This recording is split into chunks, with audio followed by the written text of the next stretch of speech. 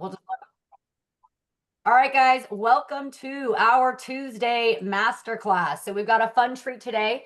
Kevin's sitting here on my top left corner of our view here. So those of you guys that don't know Kevin, I know you guys saw probably my video I pushed out and the little flyer, but just let me give you guys a little bit of history here so you know what we're going to do. And we're going to do, typically you guys see us do like a big classroom style. We get very, very tactical. If we do have any guests on here or first timers that just partnered in here to co-founders, every week we dig into kind of a pulse of the market, what's happening, give you guys tactical things you can apply into your business right now that are going to move things forward, put deals together. And we bring in a lot of big producers within our organization and within the industry. And so today we're going to have fun because it's going to be a little less formal, I'd say, right, Kevin? At least that's what I told him. And we're going to go kind of live interview style. There's a ton of gold we're going to be able to pull out of this. So I'm going to be kind of leading this, asking Kevin some different questions here, but we will open this up where you guys can be interactive. I want you guys to be able to, as you start to understand his background and what we start sharing, feel free to also ask questions. We'll use the chat and we're going to kind of see where the nature of this goes, Kevin, as we dig into all of this. But just to do a full introduction of Kevin Mills, you guys, he is located out there in Myrtle Beach, South Carolina.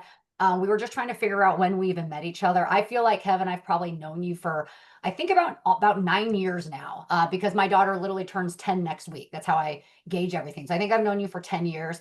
Kevin, you guys, is one of the biggest. Hey, someone's sharing screens. Oh, let's not share screens, whoever that was. Don't share your personal matters. All right. So Kevin is one of not only the biggest gangsters in our industry ever, one of the things that we're going to be talking about. And so Kevin, sorry, I was saying this and I forgot it. So I'm just bringing this up to you guys. So I remember I wrote all this down from something I was in with Kevin. So brand new licensee, his first 3 years, right? Going from 0 to 160 transactions. Year one, Kevin, you sold 38 transactions. Year two, 92 transactions. Year three, 160 transactions. Okay. And then I remember when you were announced as the #1 individual producing agent for Century 21 globally. And correct me on this, I think you were selling like 250, 260 homes. Am I way off? Was it more individually? Yeah, I cracked 300 twice. Okay. So one of those years So was I'm like way, 320 something, and one of them was like 306 so or I'm way off. 307. I was way off. So yeah, so Yeah. over 300 transactions twice. Kevin now runs one of the biggest teams globally. Okay. Selling over 500 homes today currently. So a lot of fun that we're going to have. We're going to dig into what I'd like to start with, Kevin, because I think there's a ton we can like play into as your business has evolved. But I'd love to kind of just start out with how, like, where you even came from when you got into the industry and at what age was that? Yeah, so I'll try to roll this really fast. I graduated college when I was 21. I had to move to Myrtle Beach, South Carolina because I got my girlfriend, who's now my wife, pregnant in college. So it was a forced move to Myrtle Beach to be a father. And so, I mean, it was just out of nowhere. I planned on moving to Charlotte and opening up some businesses, but that didn't end up working out. So I moved to Myrtle Beach. I got the first job I could because I had a baby coming in 3 months. So that was selling cars. I broke the car store sales record the second, third, and fourth month I was there, and realized I couldn't do better. And I made like 63. I was on pace to make like 63,000 a year with that highest monthly income. I said, this can't be it. I got to find something else where people aren't rejecting my product. They're rejecting me. So I looked at the different industries. Real estate made sense. I Googled best real estate company in Myrtle Beach. Greg's name at Century 21 Harrelson was the first one that came up. I just clicked on it. I clicked a link that said inquire more. I went into the office. I met one of his admin staff and I started the next day. So it was just a really fast. I didn't interview with anybody else. I mean, it literally was whoever popped up first was who I was going with, and then just cut my teeth there at the Harrelson Group with Greg in the call center, just making calls every day. So it That's happened really fast. that's so fun. So, and how long were you even in car sales then before making that transition? Like 3 or 4 months. Like, and let's So push it and say you just maybe crushed 5 months. everybody and you were like, I'm out. I'm finding something that Well, I I knew I couldn't make the income that I wanted to make, just like going, and I don't want to go too deep on this, but early in my childhood, I dated this girl who was like the richest girl in town. And her dad had the first Hummer. Like that's what always comes to my first mind. Like he was the first guy in town that had the H1 Hummer. That's how rich he was.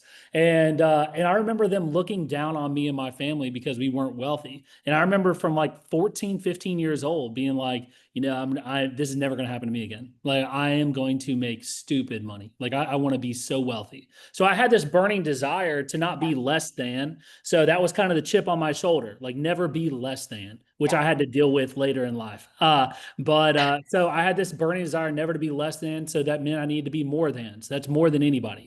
So I knew making $60,000 a year selling more cars than everybody at that dealership was not the way to do it. So it immediately was switching my thought into let's get into real estate. Then they tried to hold me there and make me a sales manager, and then I'd have to work all day Saturdays, and I was capped at like 130 or 140,000 a year. And I was like, this just isn't going to work. So I met Greg from the start, kind of talked figures that I wanted to make, and I mean, my mind was seven figures. I wanted to get to seven figures, and he already had two guys at the company doing it.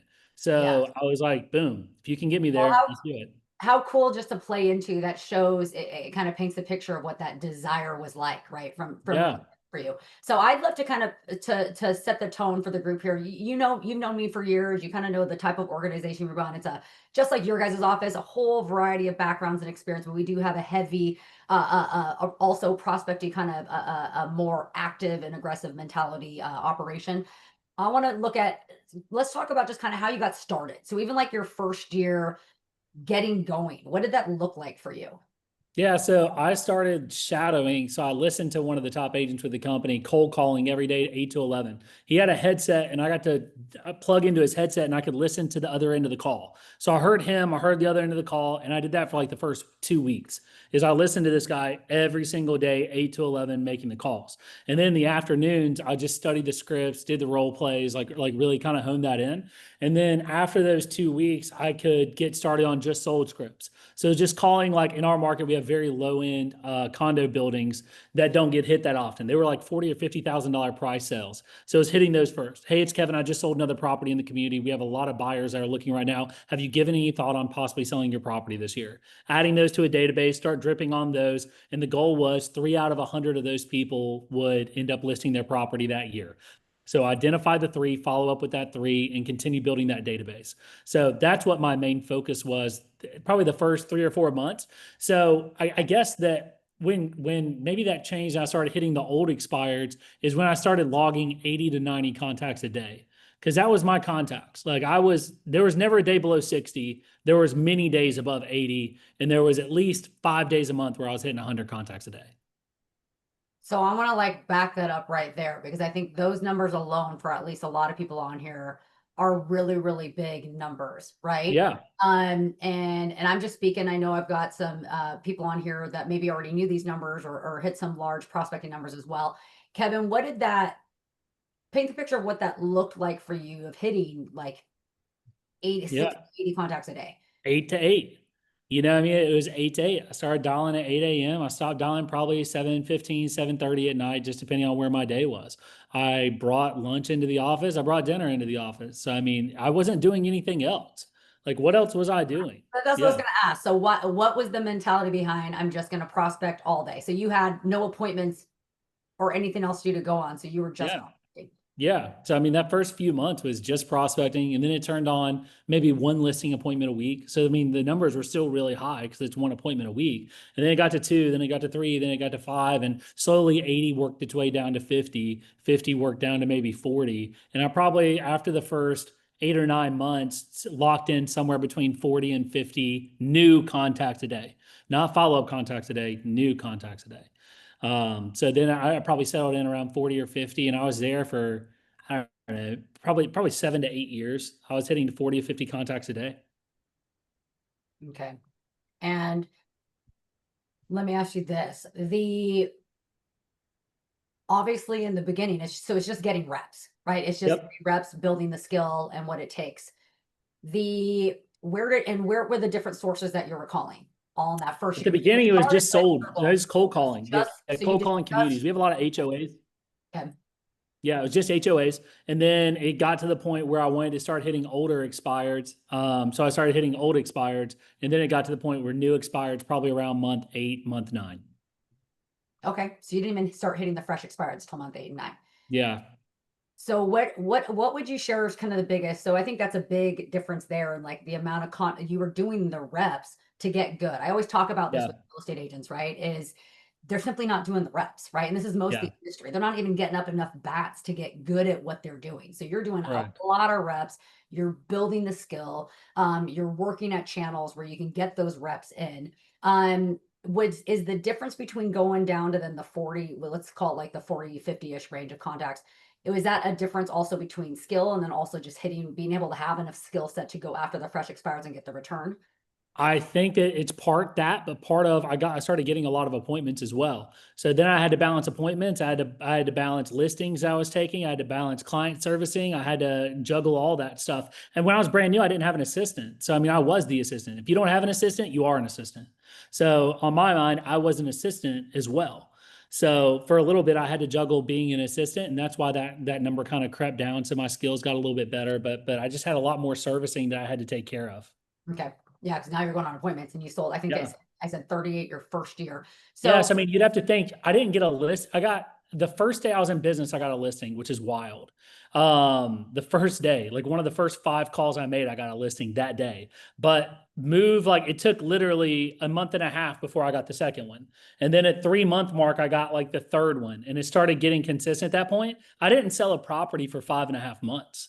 So I mean, till one closed and I actually got paid was 5.5 months. So there's a lot of grind on that front end. And then it got to the point where I was taking 10 to 12 listings a month at month 6. So I mean, I really got honed in on taking the months or the listings a month I 6. want to freeze there just for a moment, just because I Yeah. can't, like, as someone, as where we're coaching and leading and just kind of guiding these guys and exposing them. I think that's one of the most important conversations, right? Is that grind for those initial months to reap all the benefits and that build that momentum where everything's compounding. And so if you say Yeah. that again, you said in the first 5 months, you only sold how many homes? One.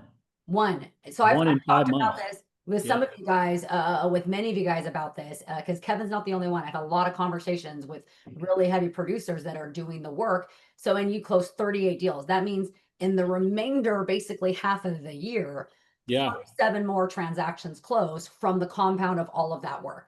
Yeah. Cause I started in December of 2014. So that was my first year was 2015. Yeah. So what was I want to dig into some other nitty gritty, but I'm come back to that in a second. What would you say was kind of the steps that have changed between year 1 and year 2? Like what evolved between those two stages going from? Really, my skill set got better and I didn't get distracted. So when your skill set gets better and you don't get distracted, the impact you're able to make really scales. So halfway during year 2, I hired an assistant because I was willing to take that gamble on myself and I didn't let lifestyle creep get in the way. So I didn't start creeping up in lifestyle at all. Like I ended that year and I think my first year I made somewhere around $78,000, somewhere around there. I remember that number vividly. My second year, January, February, March, the numbers were rolling in. I mean, it was going to be a clear, like huge jump in income. Yeah. Probably $300,000 a year. So I was like, okay, I can hire an assistant for $30,000 a year, whatever it cost. So I got to leverage that assistant. And then I had to go through 4 assistants before I found the right assistant.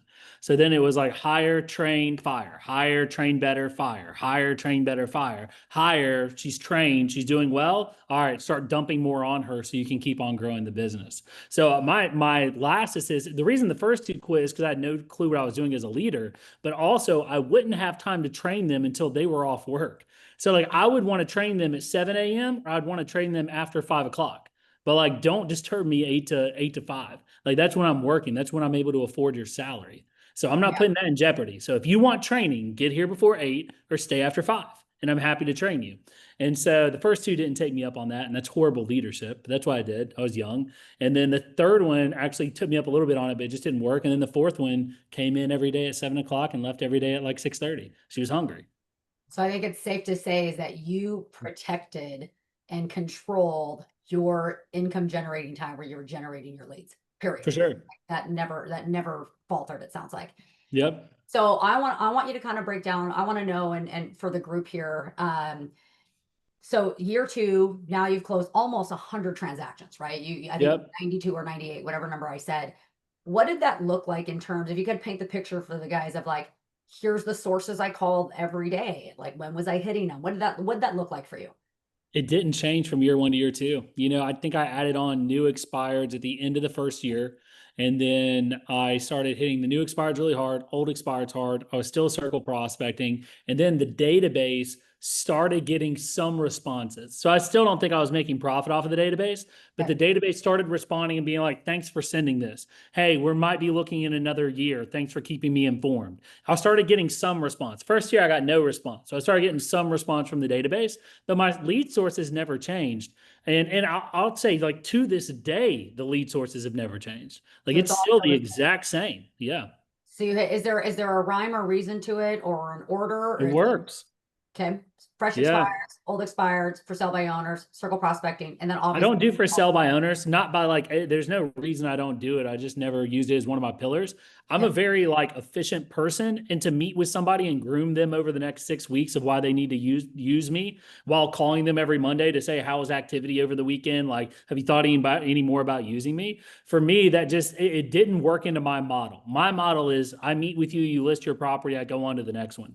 And for sell by owners, majority of them, it's really hard to take that listing on the first appointment. I know you can do it, but most of them, you have to meet with them, build the relationship, build the rapport, act like you have a buyer. Let's be transparent, act like you have a buyer for the property, and then nurture them over the next 6 weeks in order to get their business if their property fails to sell. It was too long of a conversion for me. It was much easier for me to say, I'll just call all day, find the 1 out of 100 that wants to list now on a just sold, and not have to deal with any of that shit. That's interesting.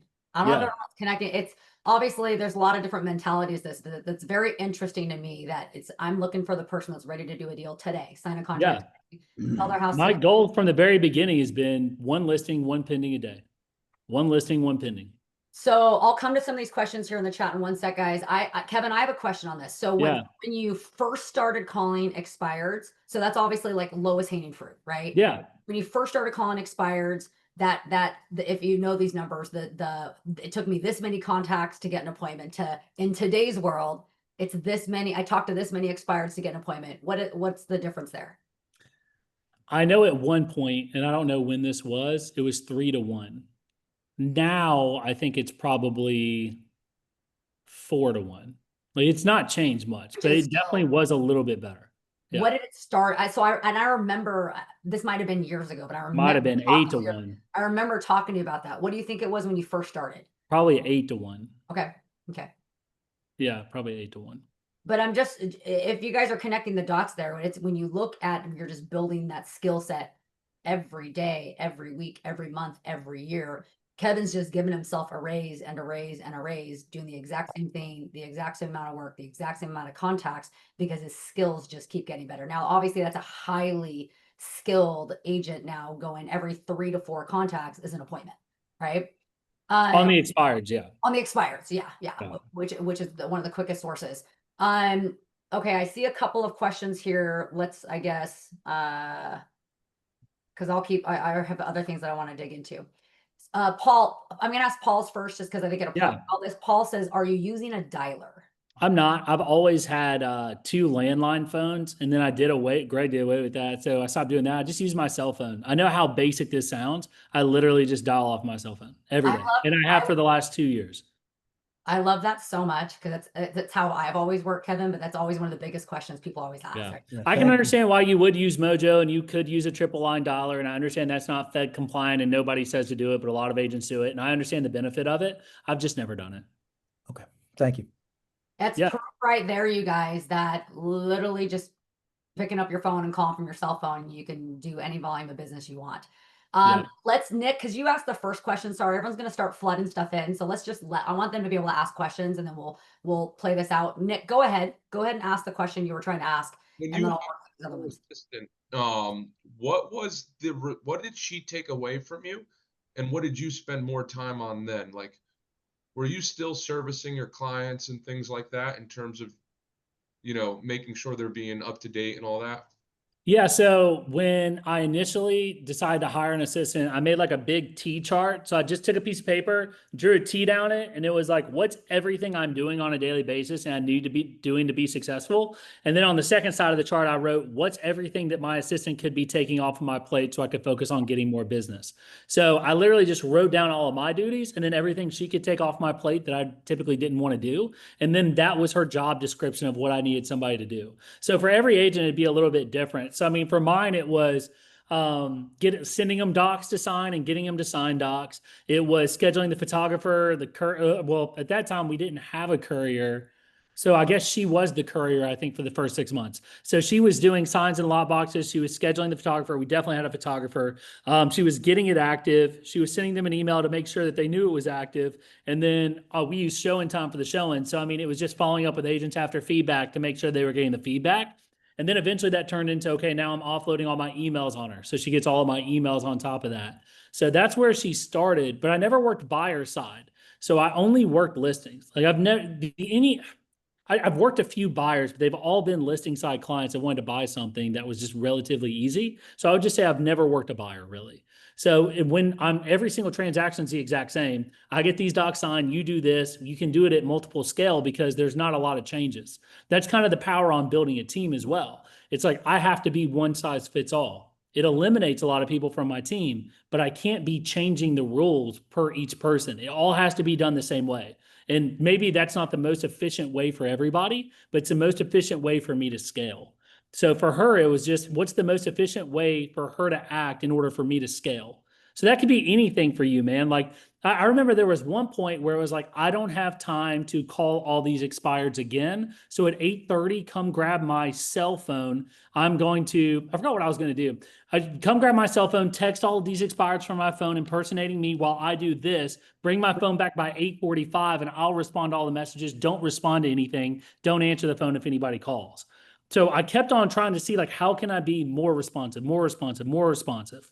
So I think it just depends on what you need. But like now she's doing something completely different than that because we have virtual assistants and other things that are taking a lot of those tasks off her plate. Very cool. I Thank you. So I want her to fire herself really fast. Like train your replacement right now. Like right now, train your replacement so I can get you to do something else that I want off my level. Yeah. So they can do higher level things. I remember now, Kevin, with you doing hundreds of transactions and it was all just 100% listings, all same process, all being run. We'll get into like how your team transpired and kind of how that looks like in a little bit. Wendy, do you want to just speak up and ask the question that you're asking? My question? Yeah. Hi, Wendy. Yes. Hi. Well, Kevin, I've heard you speak before, I think early on, and you said at that time you didn't meet with your listing clients at their house. You would have them meet you at the office. They'd meet you at and you're still doing that. Very efficient. Yeah, it's very efficient to do. It's become more challenging, but I would say probably 20% of my business, I don't meet them at their property. And if they're out of state, I mean, that's the other 50%. So I'm only meeting with 30%. So like 50% I'm listing via phone, 20% I'm listing from the office, 30% I'm listing from their house. So I want to dissect that really quick, just because you'll probably get some confusing like thoughts from everyone on here. And then Kevin, I'd love for you to speak to that. So you're in a big second home market, right? Being on for sure. Myrtle Beach. So how much of that, so everyone kind of hearing those ratios of like, what do you mean 2/3 of your appointments, you're not going out on a listing appointment? How much of that is because these are out of state, sellers? 50%. 50%. And like that number varies, like 45 to 55, somewhere in there. So I just say 50. Okay. But would you say your typical like primary residence, those are the 30% that you're going out on? I didn't target those. So, I mean, like, I don't want those. Like, I don't want to talk to primary residence owners. So I very rarely do it. Like, think about it strategically. They have to find somewhere else to move. They have to find a moving truck. It has to be convenient for their schedule. They're juggling a job or trying to move. If an agent is late to the appointment, they know about it. If an agent is early to the appointment, they know about it. If an agent doesn't show up, they know about it. If somebody pees in their toilet, they know about it. It's like, dude, I don't want any of these people. So I don't target them. Like as they come to me, I took them, but I only focused on second homes and investment properties. So I didn't really went after the most efficient, fastest return. That's so interesting. Now I really don't go. Like I called an expired this morning. He's like, hey man, I'm actually down here now. Can you meet today at 11? I was like, absolutely. Get all the information, had my team member text them, and then I sent my team member on it. Like now I'm not even going. If a requisite is that we have to meet in person, I'm not going on the appointment anymore. You're sending I'm just sending the Not team. efficient. Yeah. Not efficient. Well, you must be good at virtual presentations and they've all been over the phone. I've never done a Zoom presentation. over the phone. Yeah. Oh, goodness. Yeah. Oh, my gracious. Yeah. There's too many variables on a Zoom, so I won't do them. It's such an interesting example, Kevin, of you literally create the exact type of business that you wanted, Yeah, businesses that you wanted. for sure. So I'm curious today, which is how many years you said you got into the business at 20? It was the end of 2014, so 2015 was my first year. Okay, so it's been 10 years, right? Yeah. So how much of your business today comes out of your database today? Like fast forward 10 years. Somewhere between 40 and 45%. Okay.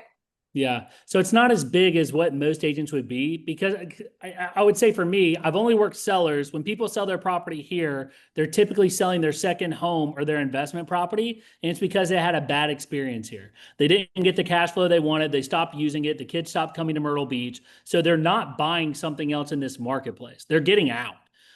Very few of my clients want to get back in the market. And the people who do move from here, they're moving to get back closer to their family. They're not buying another property here. They're not downsizing. They're not upsizing. They're getting away from the beach. So I would say roughly 80% of my clients, or probably more, probably closer to 90%, leave. Some come back, but most of them leave. Okay. But you're still getting 40 to 45% of your, this is like the deals you're still doing, or not, Yeah. is that collective of the team? This is your deal. That's me. Yeah. And how many, just to paint the picture for the group, how many deals are you still doing personally? We'll talk more about your team in a second, but just yourself personally today, last year, like how many homes are you selling on your own? This year I'll do like 230. Okay. And 45% of that coming from your database, the rest, you're still same prospecting sources. Same prospecting sources. All the same thing. All the same thing. How much time a day would you say you spend prospecting today? Like what are the hours? At least 3 hours. Probably closer to 4 or 5. Always 8 to 11, and then maybe Always. And then the afternoon. Yeah, I usually put in, like, as soon as we wrap this call, I got an hour of prospecting before I go play pickleball. I love it. Yeah. So you do always 8 to 11, and then you'll typically do an afternoon session. As much as I can. If I don't have appointments in the afternoon, I'm back on the phones. GP, go ahead. I have another. Yeah, I have two questions. So on your prospecting, what particular software are you using? Are you using Vulcan 7, Mojo? None. I'm using my cell phone. So I just call from my cell phone, but I do have Sierra. So Sierra is a CRM that I work out of, and that's where like a lot of my automations and a lot of my database drips and a lot of my clients are held. I typically don't call from the Sierra number. I call from my cell phone and I text from Sierra. The reason being is because I've been too lazy to download the app on my phone for like the last 3 years. So if somebody calls me from it, it doesn't tell me who it is, and I just have never downloaded the app. So I usually call from myself. So where are you getting how are you calling the expired data then? I'm pulling it every single morning by hand. I get to the office an hour before calling, and I pull every single expired manually. Wow. Every single morning.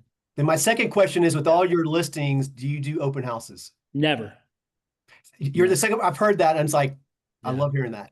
Now, at the same time, man, if you're looking to grab a lot of buyer leads, then Yeah. I guess that they could be good. But no, I would never do it. Yeah. Okay. If you even have it, so Kevin, I'll ask a question that I don't know, maybe someone on here would ask, is that, so when your sellers, if a seller was to bring it up, what's your response in your No. system? It's just that easy. It's like, no, it's not an effective way to get your property sold. I'm going to put it in front of thousands of people online instead of putting it in front of your nosy neighbors. So no, Perfect. we don't do I just that. want these guys to hear that. Yeah. Yeah, absolutely. I'm happy to go over any kind of like objections that you guys are hearing and how I'm kind of answering those. I mean, that's where my team sees the biggest benefit in me, I think. Well, let's spend, I'm just looking at the time here, because I do want to ask some team stuff, but I know like Adriana, you got a question there. I think that's perfect. Go ahead and ask. I'll give you guys this opportunity right now of how would you handle this? How would you handle that? Yeah. Adriana, you have to unmute. I'm just looking at your question there.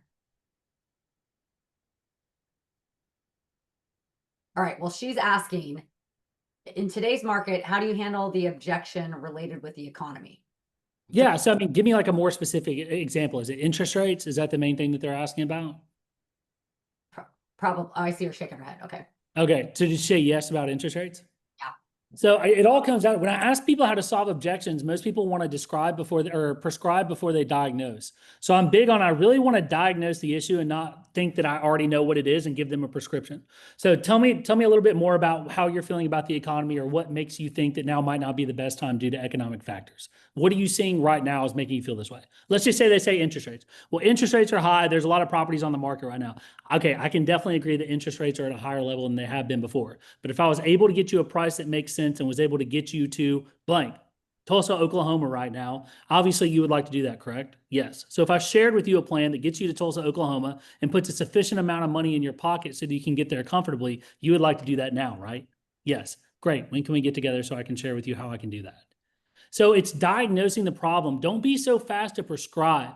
That was taught to me at a mastermind group meeting that had nothing to do with real estate. Is like, as friends, we're so bad at that when somebody starts talking like, I'm having trouble with my child right now, most friends will then be like, oh yeah, I know, my child does this. And the next will be like, oh yeah, my child's done that too. And then my child this and my child that. Nobody in that group said, hey, can you tell me a little bit more on that? Go a little bit deeper on that. What's truly frustrating you about that? We're so fast to prescribe before we even diagnose what the issue is. So typically, if I was to listen to most of your guys' calls, I guarantee you're not figuring out and diagnosing the issue. You just think you already have the prescription before you ask the questions. So I default to, let me get curious. Tell me more. Let's double click on that. But if that is your only concern, and I was able to do this, and you would be willing to do this, and then you typically find the second objection. Okay, the second objection could be something like, well, Kevin, the economy's bad too, but really, I don't even know where I'd go to. Got it. So let's break that down a little bit. Tell me a little bit more. Where do you think you would like to go to if you were to sell this property? Well, I'd like to do this, but the prices are too high. Okay, gotcha. Tell me more about that. Is it because you're paying cash and you're seeing that based on pricing right now, you wouldn't be able to afford it? Have you considered your mortgage options? I'm figuring out all these objections by asking questions, and then I can diagnose properly. Sometimes it's not good for us to meet. It's a waste of my time. It's a waste of your time. Other times you might not think you should meet, but you ask the right questions and you realize, oh, wait, I can blow through these. Like we can definitely do business with this person. But you only get that way by asking. And I say double clicking. It's just a word that I think has become popular recently, but just going deeper. I had a marriage counselor tell me one time, the sexiest words you can tell your wife is tell me more. It's like the sexiest thing you can say. Like when your wife is like telling you something about your day and you're like, yeah, tell me more about that. It's the sexiest thing that you can say. And so I've taken that to business and said like, oh, great. Tell me more. And then you're able to really diagnose. So no matter what the issue is, I just did this role play with my team yesterday. Rates was one of them. You're not getting a good enough return in Myrtle Beach compared to the stock market right now. Nah, man, you won't get lucky. But even but no, though that's what I'll those, do. Yeah.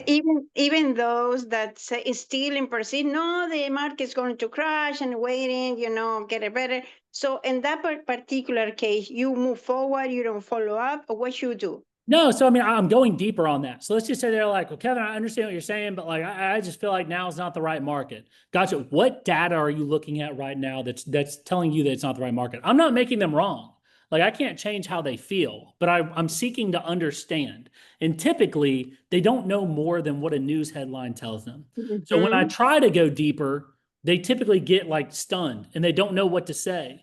And then I'll switch into, well, have you considered the possibility that the market is better than you previously thought, and that this is the actual data? And based on this data, you would actually be able to achieve what you wanted to. I can't turn a no to a yes, but I can typically turn maybes into yeses.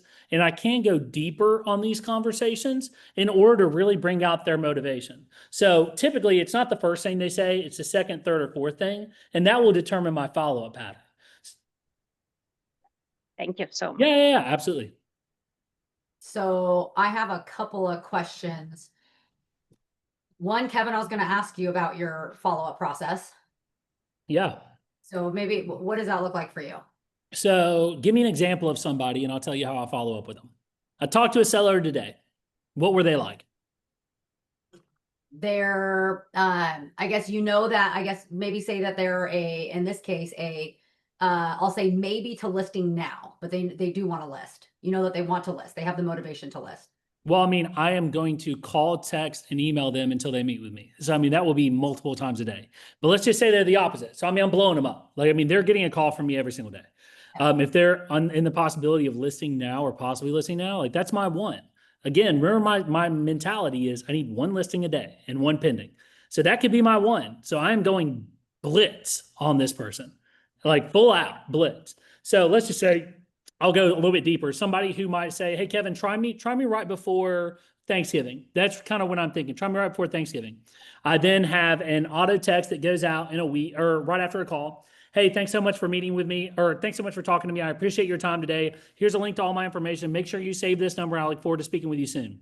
I then have an action plan that kicks off in Sierra that goes out 3 weeks later. Action plan is a follow-up action plan. It's like a voicemail drop. Hey, it's Kevin. I just wanted to connect with you really quick. I was in the neighborhood. I was thinking about you. I hope all is going well at the property. I just wanted to reconnect with you. Still just trying to touch base to see where the market is or what your thoughts are on the market right now and getting your property on the market. Give me a call back when you can. If they don't respond to that, an auto text goes out. Hey, it's Kevin. I left you a message. No rush back. I just wanted to touch base with you real quick on your property. When would be a good time for us to reconnect? So that automatically gets me some sort of communication in a month from now. And then once they respond back there, I got another one that goes out like maybe 2 weeks later, 3 weeks later. And then I have a follow-up task in my Sierra because that's the CRM I use. I've heard follow-up bosses better from numerous amounts of people, but I'm just still on Sierra and I'm just not changing it. So then I have a task that's set maybe third week in October to follow up to get something on the books the first week of November because they said right before the holidays. So I would just say that like if they tell me November, they're getting at least 4 texts and they're getting 2 voicemail drops between now, August 26th, and middle of October when they want me to reach out. And if they say, carry me out of here in a wood box, I'm never selling this property. Once a quarter, they have an action plan ran on them. Hey, it's Kevin. We just had another property closed nearby. I just wanted to check in, see if you give any more thought on selling your property. And then a text that goes out afterwards saying, hey, it's Kevin. I left you a message. I thought text might be better. Just checking back in on your property. Have you considered getting it sold in the next 6 months? Depending on how they respond to that, I set them up on the same exact action plan a quarter later. Hey, it's Kevin again. Just touching base on your property. And then a text that goes out right after. Quarterly I action. have some people in my database that's been getting that every quarter since 2022. And now they're responding. Same message. I haven't changed it since 2022. Just to confirm, that's with people you've spoken to that even Correct. they said selling, but like gave you an email to add to their database. Correct. Yeah. That's database. So, I mean, a lot of you guys, and not picking you out, but a lot of people have suspect lists and they don't have databases. My database, somebody calls them and they say, nah, man, I'm going with Kevin when it's time. Like this dude's been bombarding me for the last decade. Like a lot of you guys have suspect lists that if I was to call and be like, hey, man, I was calling regarding your property. If you give any thought on selling, they don't even know your name. They don't even know they've been talking to you. So you're a suspect. So my people are database. So I'm hammering them. So they know so some people since 2016, they've been in this database system and they still aren't doing anything. A lot of people are giving me referrals because they've been in my database system, but I've never even helped them. They've just seen my name so much. And again, I'm automating a lot of this. It's like, dude, I am not smart. Like it is so funny to me how I've had any success in this business. I think it's because I have ADD, and when I focus on something, I'm very hyper focused, and that's become generating, and I like a routine. But everything else in my life is automated. I'm not, so much of it is just like, well, it logically makes sense that I should talk to this person 3 to 4 times a year in case something changes. So let me put this automation in place. So can I just ask a question, Kevin? Of course. When you do this texting, I happen to be on a lender. I'm being coached by Michelle, and everything's technically, side by side. But when you follow up, you have a certain system. What's the system that you use for texting? I use Sierra. It's either, if it's not coming from my cell phone, it's coming from Sierra. There's nothing else that I use. It's just built into SIERRA? Yeah. It's just a CRM. It's like Follow Boss, Sierra. most any CRM system you can set up your text campaigns. Yeah, pretty much any. And what's your success rate of people like, I get texts the whole day, I just ignore them, junk. What's your success rate? I just need one a day. So, I mean, I don't even look at the data past that. Like I probably get 10 FUs a day or more. Stop, unsubscribe, no. Like it just, now it doesn't even go to my inbox. A VA sends it and she just throws me all the yeses or maybes or conversations I need to have. But it just doesn't bother me at all. Like I've been told that, like, again, I tell my agents when they come on board, like, cause I'm calling next to them. It's like, all right, I just got the first FU of the day. Let me put this in perspective. I'm the #1 agent in the world with Century 21 for number of properties sold. I have an 8-figure net worth and people are telling me FU on the phone every morning and I'm completely fine with it. So do not let your ego be so big that you're not willing to face that rejection on a daily basis. Because I get it every single day, 10 to 12 times a day. I lose at least 3 listings a week. Lose. So would you just explain your process of how it goes? Is it a voice call, email? What's your process of how you bombard them? Yeah, I would say that it's not too calculated. I don't think I really put too much thought behind it. It starts with a voicemail, it goes to a text. I And if- want to just, or Sarah, go ahead and ask another question in a moment, but I just wanted to just emphasize really quick, and it's Kevin, what I think I take away from you the most, right? Outside of the obvious, the desire and the drive and the intentional massive action to get like the quickest return, right? Which is very, very obvious, but Yeah. how simple everything that you're doing is. So if you think about this, the foundation, and this is what I talk about all the time with the agents, right? The foundation to your business that you set up from the beginning, honestly, it's never changed, right? 10 years into your business, and as long as you keep selling real estate, that'll probably never change. Would you agree with that? Agreed. That Yeah. foundation has never changed. It's just keeping it simple because that's what works. That's what brings the highest return. And if you guys are listening even to the what's the follow-up system, what's the message that goes out, it's so simple. And it's literally sounds like it's not even more than that. It's an automated quarterly campaign that does the voice drop and followed with the text, right? Yeses get kicked over to you. But most agents, at least that I observe, everything, we overcomplicate everything. We have all these like really fancy campaigns and all these fancy things we do that we don't actually even use or implement and or make work for us. That's my observation on all the agents we work with. So I just wanted to really like emphasize that if you guys are grasping that, hearing this from Kevin, it's doing the foundation and the simple things really, really well. He doesn't overcomplicate it. His response to every one of your guys' questions is so like simple. There's no fancy magical thing here. Man, whatever amount Agreed. of contacts you're making, quadruple it. That's basically the moral of the story. It's so funny. I was literally just listening to Hormozi tell stories about the people often think the volume that needs to be done for success is a lot less than the reality. Yeah. Yeah.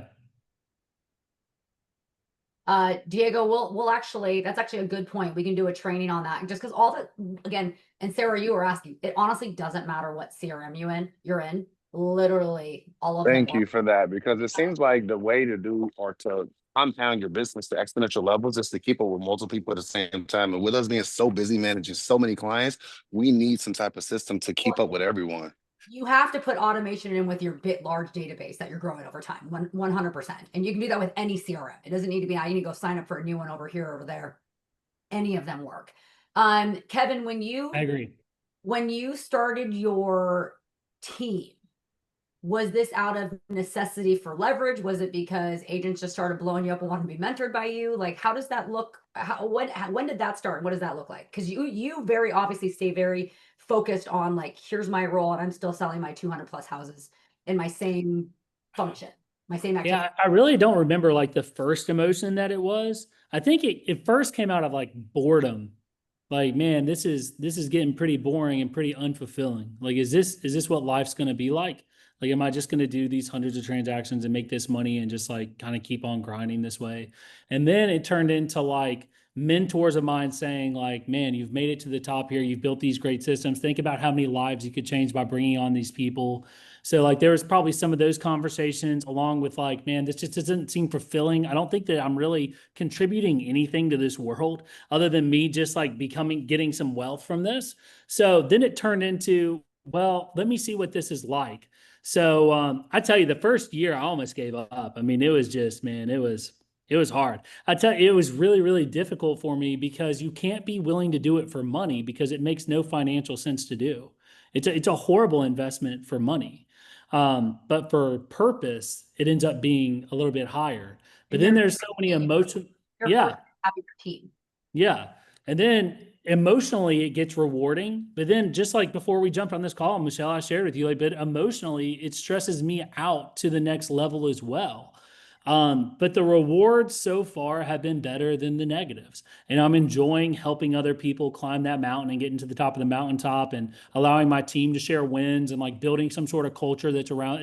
It's fun, but if you're doing it for money, you'll fail. Because I don't think that it's more, I can 100% make more money in less time by myself in solo production.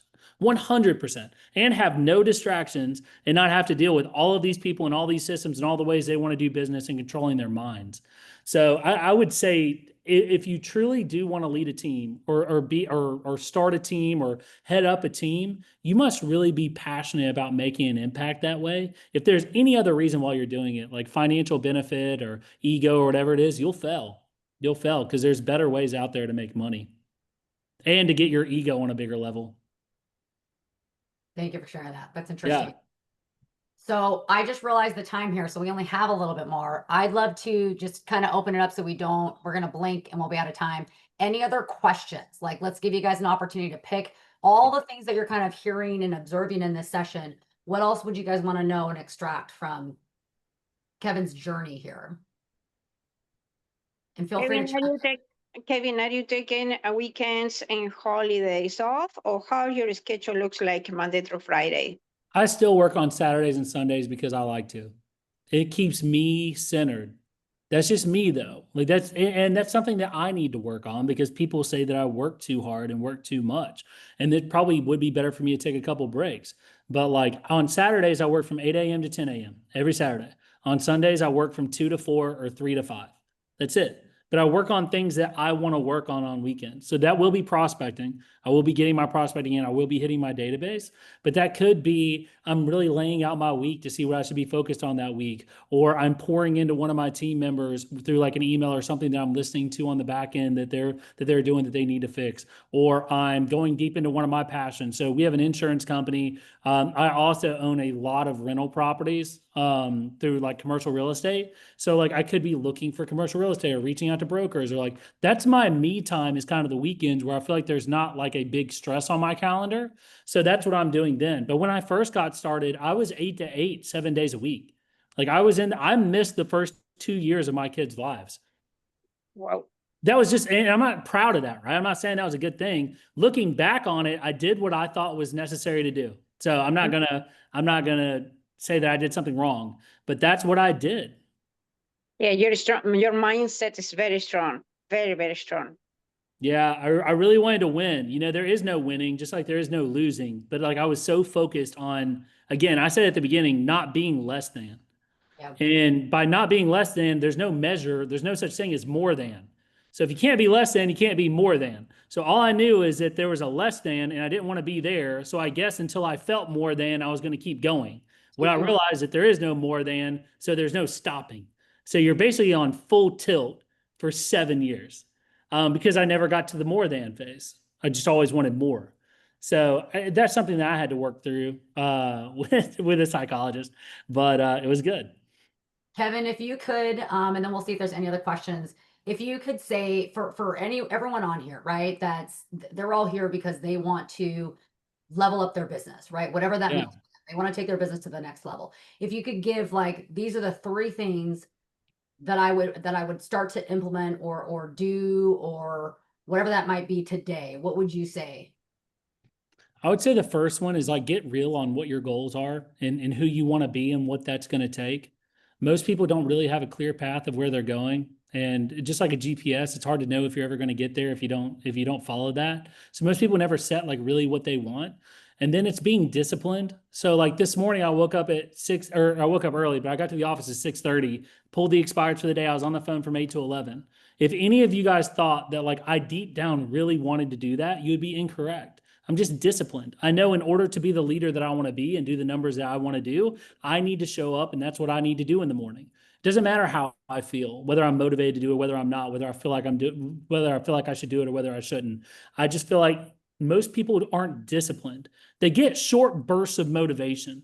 Like if you've ever been to a Mike Ferry conference or if you've ever been to Tony Robbins, you end up coming out of there like a ball of fire, like, hurrah, I'm ready to go. It's like if you ever go to a college football game and you leave there just like so jacked up, but that dies out. But I'm disciplined. So there's no high highs and there's no low lows. Like it is very just middle of the road for me. This is just who I am. I'm disciplined and I show up every single day. So some of you guys are disciplined as parents, you're disciplined as healthy people, and you work out a lot. You're disciplined in different areas of your life. You just need to be disciplined in your business. So I would say that that's a really big one, Michelle. Two, I would say, and I had a mentor tell me this years ago, this device right here is for you to reach out to people. It's not for people to reach out to you. So stop letting people reach out to you on it. Like, this is for me to contact people. This isn't for people to contact me. So I'm very intentional that when I pick up this phone, I'm not going to my texts or my missed calls. I'm going to dial somebody because that's my job and that's what I need to do. So I'm being very intentional on that. The third thing, I'll think a little bit more on this one just to try to give you something that's a little bit more tactical. I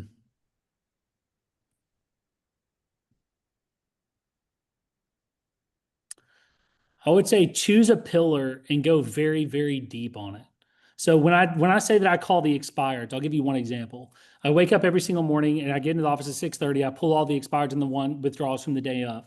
I have a VA that refreshes the MLS every 1 minute to pull the withdrawn the second it comes off the market, pull the data and email it to me so I have it within 3 minutes. If I don't get a hold of it within 3 phone calls, it goes into Sierra and it starts getting bombarded with action plans. On weekends, I have weekend action plans that hit all of them. They get 11 touches a day until they respond back. I'm so deep in that pillar, and that happens every single day throughout the entire day. If I check my email right now, I'm going to have the withdrawals from 145 to 254 at the start of my email, and that's going to be my first call when I get off because they just came off the market. And if I don't get a hold of them, it goes to the Sierra, and then they start action planning them. So go very, very, very deep on your pillars, and no matter what it is, and there's no pillar better than another.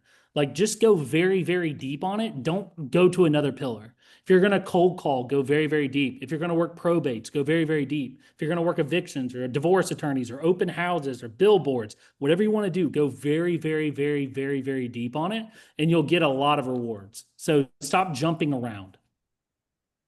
Kevin, Yeah. question for you. Based on your experience, do you ever see yourself being in a position where you're more of a business owner rather than still an operator at a highly profitable way in the future? Yeah, man, I think I'm there. I can understand how people would argue that I'm not, but leadership comes from the front lines. Like, good luck trying to get people to show up for you when you're not showing up for yourself. Like, you know how easy it is for me to get a group of agents to prospect 8 to 11 when I'm in there every day 8 to 11? You know how easy it is to get people to do reductions when I'm standing in there doing reductions? So guess what happens when I leave that room? The whole energy goes away, and so does the leadership. So I've yet to see a leader that hasn't led from the front lines at some point. So, and then you have to find a replacement that will lead from the front lines if you're not there. So, I mean, on my end, it's like, do I want to find somebody to replace me in that room? Not yet, because I still don't think I've figured it all out yet. And for the most part, man, I really do enjoy my time and enjoy the day and what I'm doing. And you have to as a team leader, because again, if it's for the money, you will fail. You will stop because it starts being unprofitable extremely fast. Because you think about your lack of efficiency with all of these conversations and all these different ways that people want to do stuff. And shit, if I just made the call, I could do the business myself and I could just automate it with staff. So, I mean, I just think that there's a lot of buzzwords going around in the entrepreneur community right now. And a lot of people that people think have a lot of street cred or flat broke right now, living off credit. And thankfully, because I'm still in the grind, and I wouldn't say that I have all this time freedom, I'm very financially stable. And that's more important to me than somebody thinking that I'm out of my business and I am 100%er and have all this time freedom when behind the scenes I'm struggling to pay my credit card debt. And that's a lot of these influencers that are out there, man. I've paid a lot of money to join a lot of these mastermind groups, and I've met a lot of these people that you guys might see online. And dude, it's all false. It's all false. Like, none of them are living that dream. I think it's so important that, like, leading from the trenches in the front lines every day, because that's how you lead people. It's not going to just like, I start a team and now they've gone and figured it out. Real quick here, and we'll see if we have time for another, question or so. Yeah. Kevin, I just dropped your Instagram link in the chat here, you guys. You guys can follow Kevin. Now, Kevin, you obviously have a whole. I think my VA's on there. I don't have Instagram. Well, but maybe my VA's on there. But what I was going to say is, if someone wanted to reach out and they had a referral for your team, you've got a whole group of great agents there. Would that be the best method? No, it'd probably just be my email. It's just Kevin@themillsgroup.com. So if you have any referrals you want to throw my way, obviously we'll take care of them. We'll get them closed. Okay, awesome. That's what I wanted to know. So Yeah, they can yeah, follow- that'd be good. they can follow your VA and or they can contact you at kevin@themillsgroup.com. Follow you. Yeah, yeah. But if you reach out for like coaching and stuff, like I don't look at my emails, my VA does. She'll probably just throw you right over to like spam or delete. Unfortunately, like she just knows what to filter. I get so many just like requests throughout the day that she knows like filter the stuff for me that helps grow my business and everything else, like where I'm flattered by it. I tell people all the time, like if you want to talk to me more, then level yourself up and get in the same rooms as I am. Because that's the way to get in front of me. Because I don't have time during the day.